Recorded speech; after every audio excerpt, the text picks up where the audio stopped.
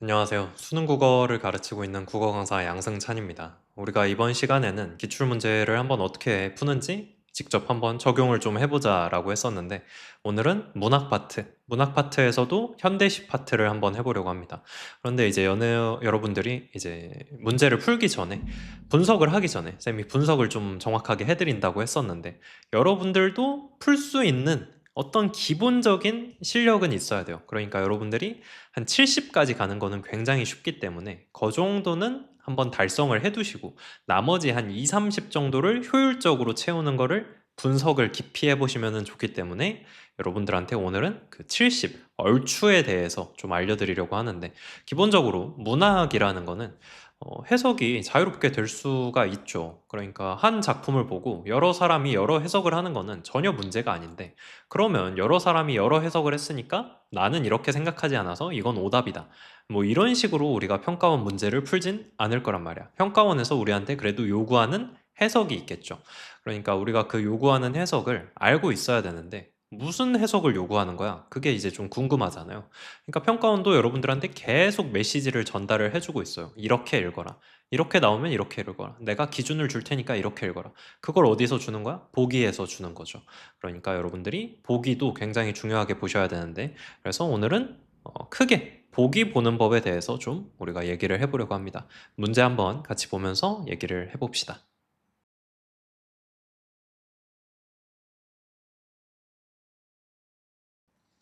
자, 우리가 현대시를 한번 풀어볼게요. 이거는 어떤 시험이냐면 24학년도 9월 모의고사. 그러니까 평가원 모의고사죠. 자, 여러분들이 이렇게 시를 바로 보면은 사실 좀 이해하기가 어려울 수가 있죠. 그래서 이제 여러분들이 시를 읽을 때 무슨 생각을 하셔야 되는지 기본적으로 잡아야 되는 개념들이 있는데, 여러분들이 시를 항상 읽으실 때 어떤 생각을 하셔야 되냐? 일단 시적 화자를 생각을 하셔야 되죠. 줄여서 그냥 화자. 그러니까 시에서 말하고 있는 사람. 그리고 또 누구를 아셔야 되냐? 이 시적 대상을 아셔야 돼요. 그러니까 화자가 말하고 있거나 보고 있는 대상. 그리고 또 뭘 아셔야 되냐? 시적인 상황을 아셔야겠죠.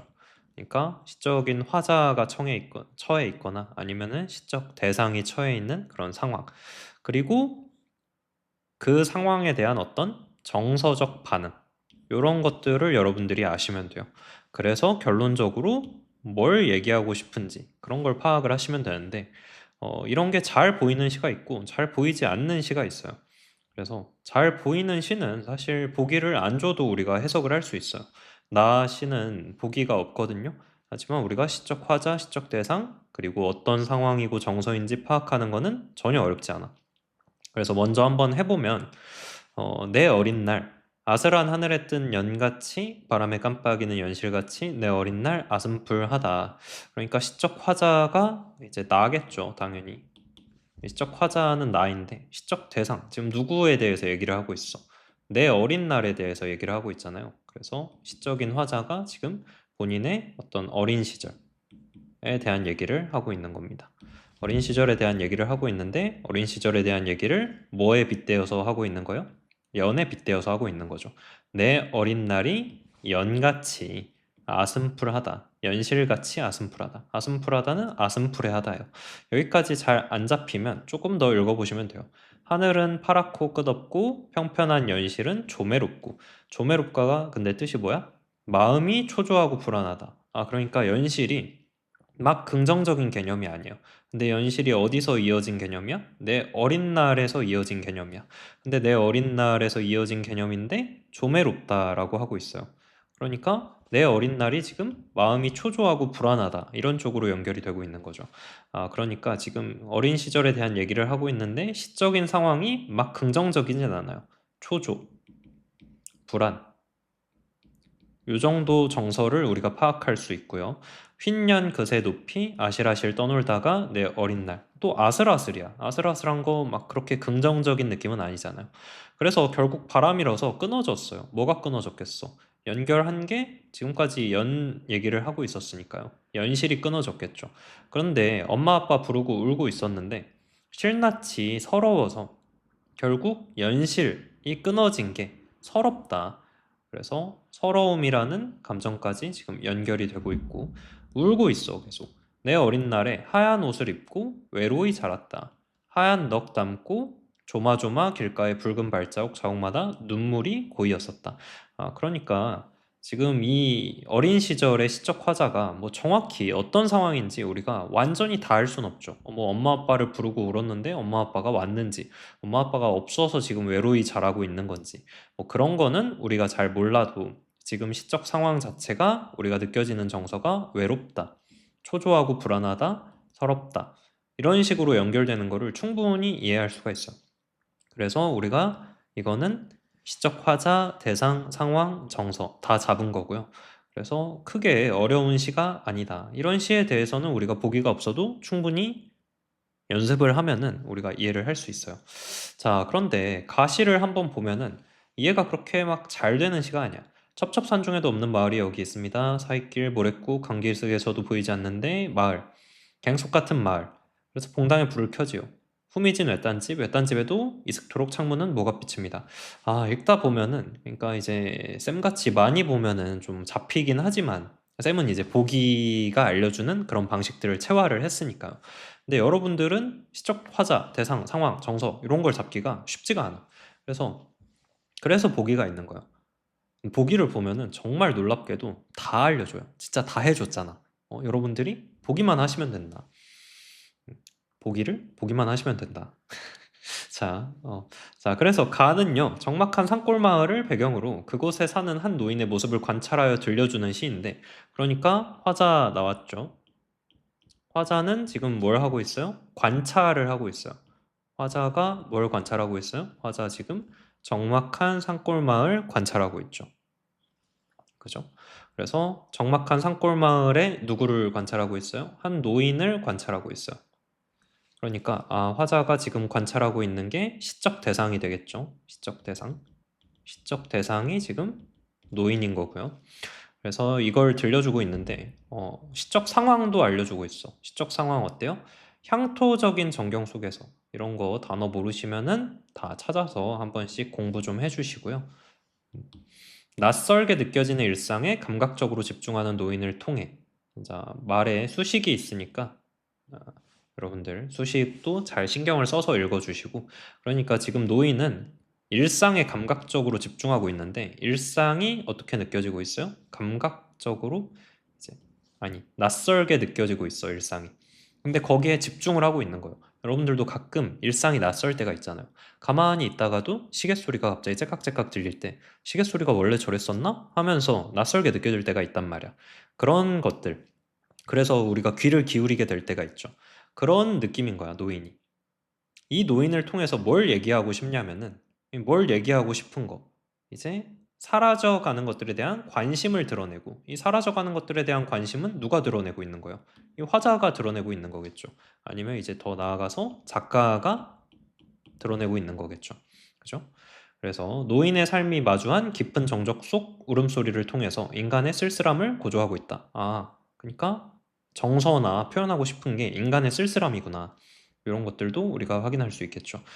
그러면은 지금 노인의 삶이 깊은 정적 속, 그러니까 굉장히 조용하다라는 거죠.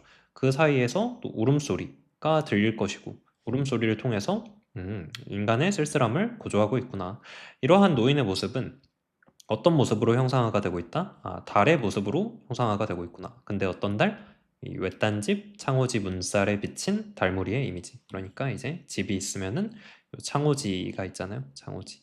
여기 붙어 있는 종이 같은. 그래서 여기에 뭐가 비치고 있다? 여기에 이제 달의 모습이 이렇게 비치고 있다.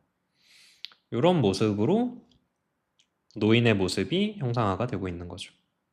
노인이 이런 이미지로 형상화가 되고 있다. 그러면은 우리가 가시에 대한 정보를 거의 다 얻으신 거니까 이제 여러분들은 아직 배우는 단계니까요. 시 해석까지 보기를 보고 이어서 해볼게요. 자, 첩첩산중에도 없는 마을이 여긴 있습니다. 지금 화자가 관찰하고 있는 거죠. 요 마을을. 이 마을 근데 어떤 마을이라 그랬어? 이 마을 적막한 산골 마을이야. 그래서 여기에 한 노인이 나와야겠죠. 근데 여기 적막한 산골 마을이라니까 무슨 소리야? 여기 지금 적막하다. 그러니까 조용하다. 그래서 1년이 다 그런 얘기를 하고 있는 거예요. 그 마을에 대한 얘기. 잘 안 보이고요. 그래서 허방다리를 드러내면 보이는 마을이다. 자, 갱속 같은 마을이다. 계속 조용한 마을이라는 거 강조해주고 있고. 그래서 해가 지면은 집집마다 불을 켜고 있는데, 콩깍지, 봉당, 후미진, 외딴집, 뭐 이런 봉당이나 콩깍지 이런 것들, 향토적인 전경이라고 했었죠. 향토적이다. 약간 무슨 말이야? 좀 시골스럽다 이런 느낌이야. 그러니까 콩깍지, 서울에서 우리가 뭐 콩깍지 볼 일이 딱히 없잖아요. 그죠? 그러니까 좀 시골스럽다라는 느낌 충분히 받아올 수 있고. 자, 콩깍지처럼 후미진 외딴집. 외딴집에 누구 있을까? 우리 지금 누구를 관찰을 해야 돼요? 노인을 관찰을 해야 된단 말이야. 그러니까 노인이 나와야 돼. 노인 어디 나와요? 외딴집 노인 여기 나오네. 그래서 여기 시적 대상 나왔고, 시적 대상이 지금 무슨 상황이에요? 홀로 잠이 깨어서 출출해가지고요. 무를 깎고 고구마도 깎다가 문득 바람도 없는데 신압으로 풀려 내리는 집단. 지보라기에 설레임을 듣습니다. 아, 그러니까 지푸라기요. 지푸라기 주변에 흔하게 있을 거 아니야. 그런데 갑자기 낯설게 느껴졌다 이거지. 이게 일상인데.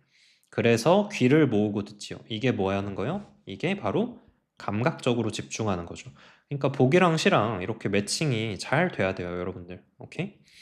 자, 후루룩 후루룩 처마기채 날에 묻는 날개를 묻는 이름 모를 새. 새들의 온기를 생각합니다. 숨을 죽이고 생각하지요. 아, 그러니까 주변에 이런 게 뭐 낯선 일은 아닐 텐데 흔한 일일 거란 말이에요.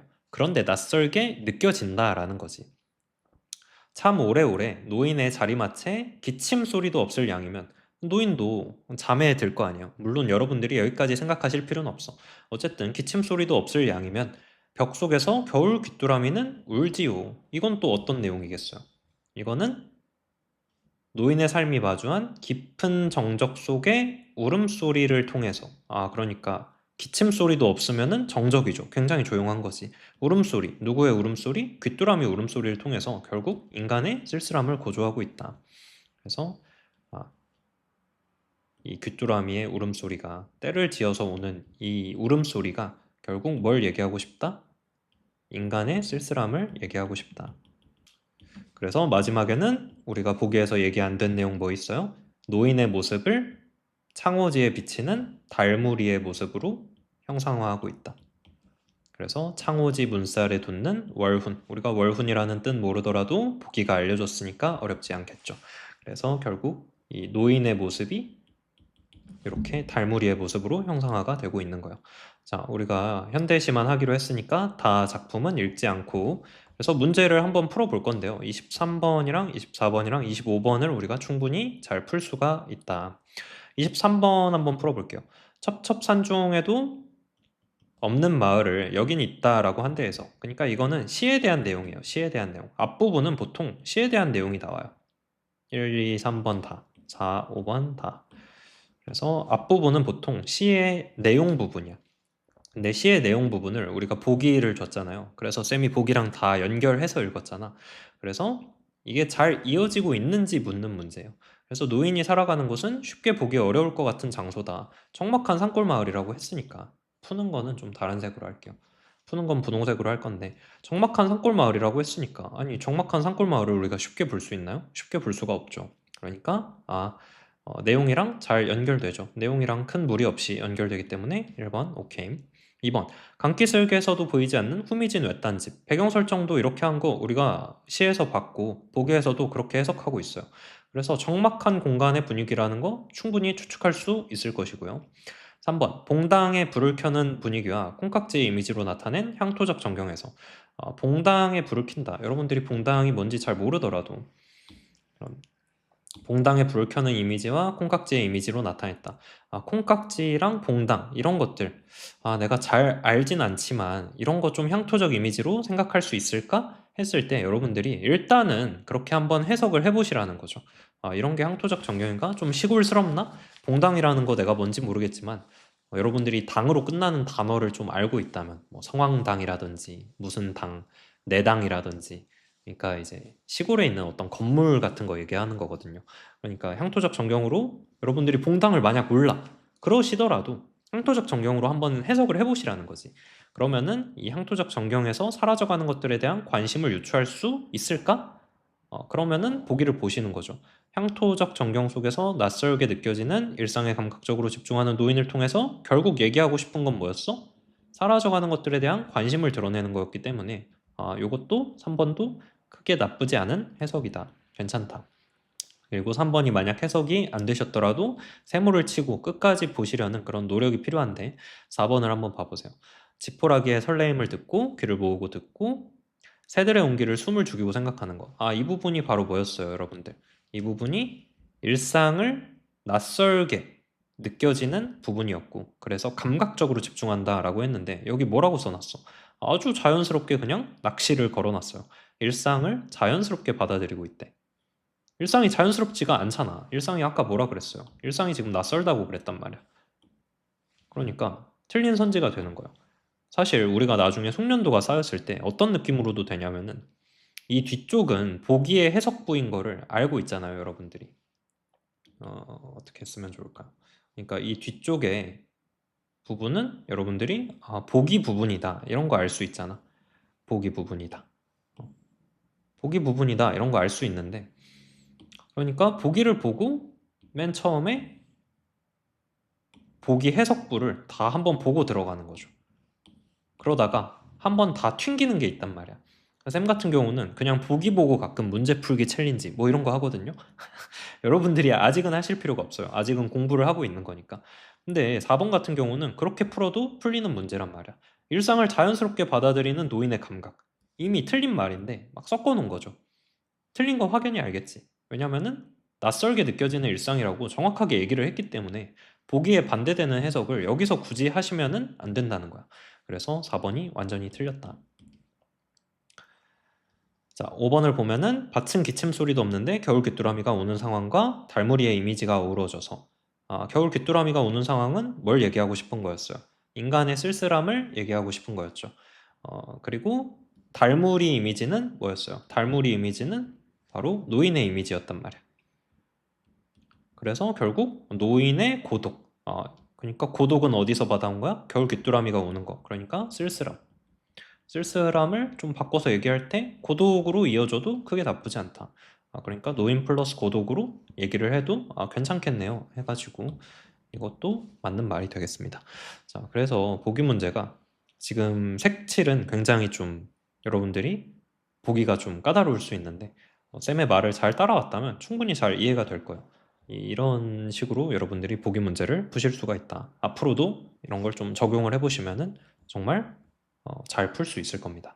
자, 나머지 문제, 이 나에 대한 문제고요. 이것도 나에 대한 문제가 좀 같이 있는데 굉장히 쉬워요. 이런 문제는 좀 짧으니까 여러분들이 반드시 맞추셔야 할 문제인데 자, 나에 대한 거 우리 해석 다 하고 들어왔죠. 그래서 연과 연실의 모습에 빗대어서 내 어린 날의 기억을 아슴풀하다라고 표현하고 있다.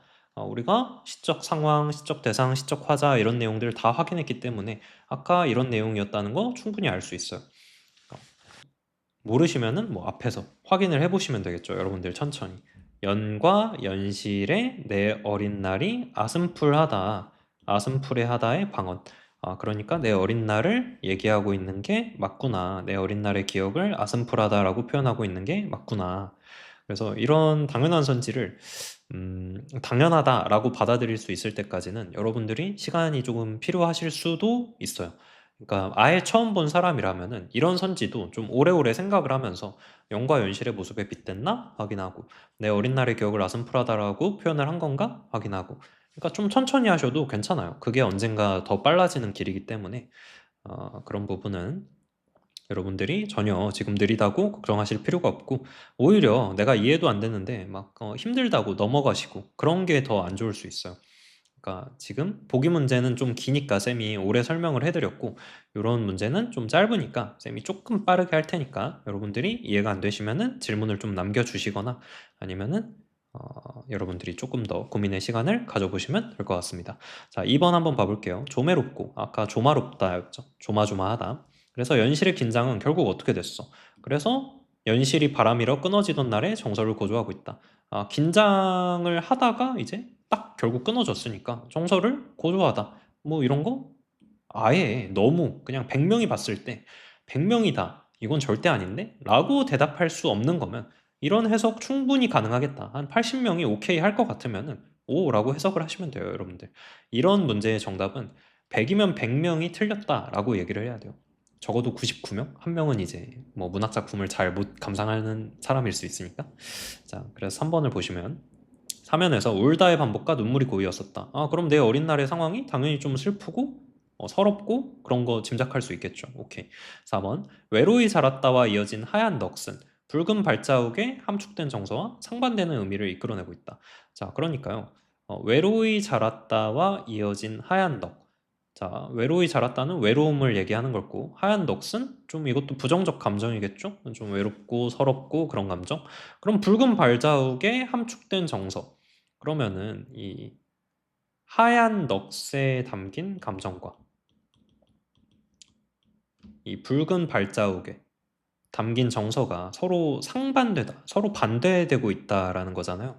그러면은 이쪽은 정서가 무조건 약간 서러움 쪽으로 빠지는 정서니까 한쪽은 뭐 서러움의 반대, 뭐 적어도 즐겁다, 최소한 긍정의 감정으로 빠져야 될 텐데 이 시, 나 시에서는 긍정의 감정이라는 게 존재하질 않아.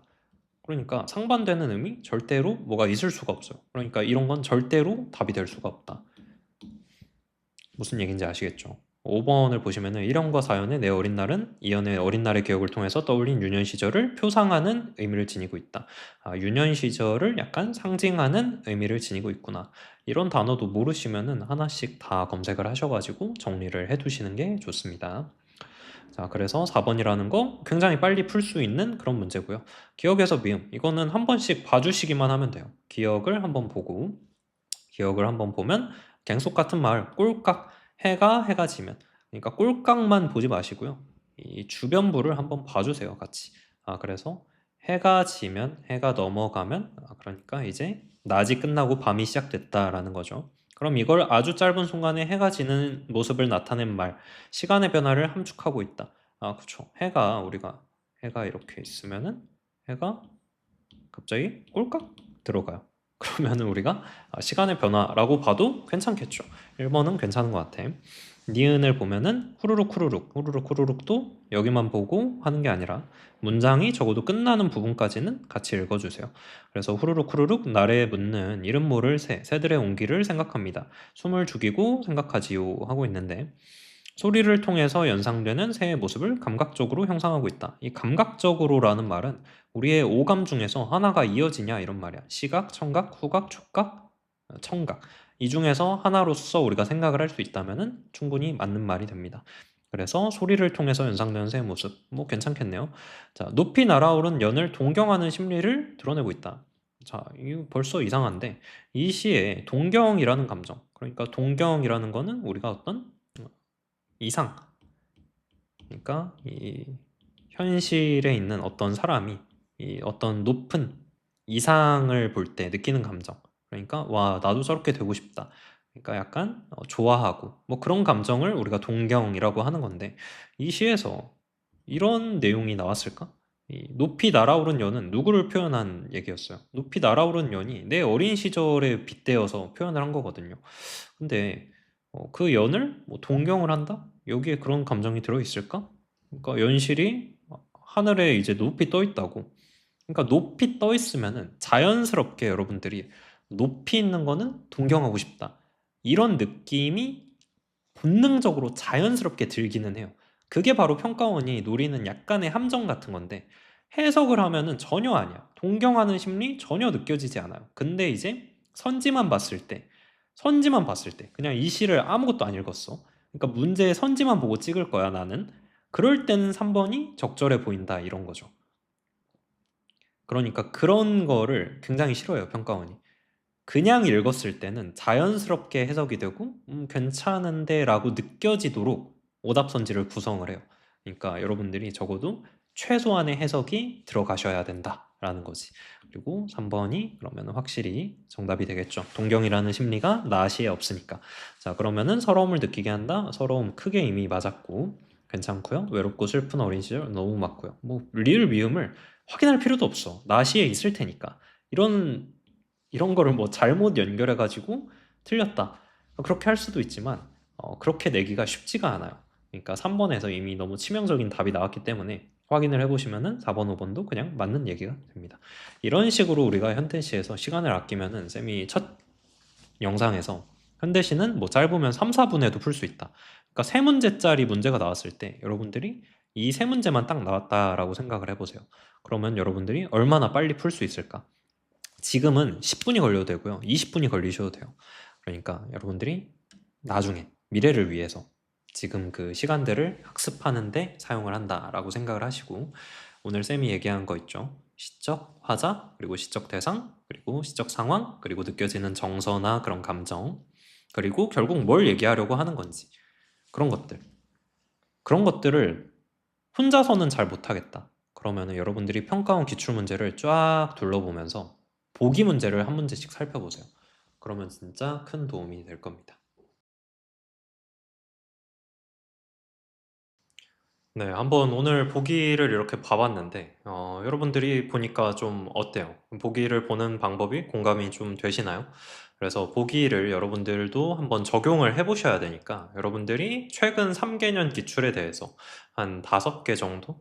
최근 3개년 중에서 현대시 문제를 한 5개 정도 그냥 뽑으셔가지고, 앞에서부터 뭐 여러분들이 가지고 있는 기출 교재들, 뭐 기출 교재가 없다면은 그냥 출력을 하셔도 됩니다.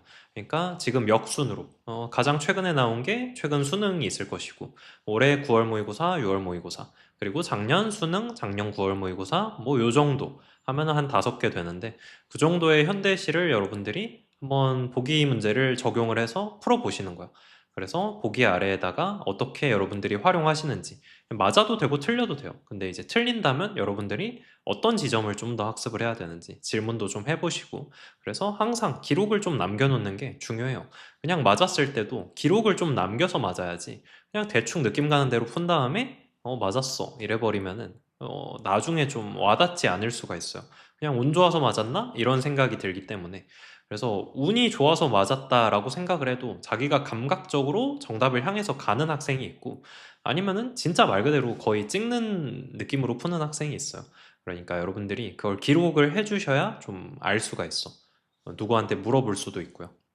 그러니까 오늘은 한번 숙제라고 생각을 하시고 여러분들이 이 유튜브 보면서 그래도 공부를 따라오시는 거니까 문학, 우리 현대시까지만 공부해가지고 다음 시간에 한번 만나도록 합시다.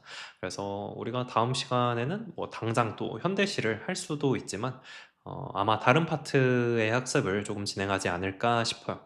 그래서 여러분들 언제든 질문 있으시면 댓글로 남겨주시고 우리는 다음 시간에 만나도록 합시다. 오늘도 수고하셨습니다.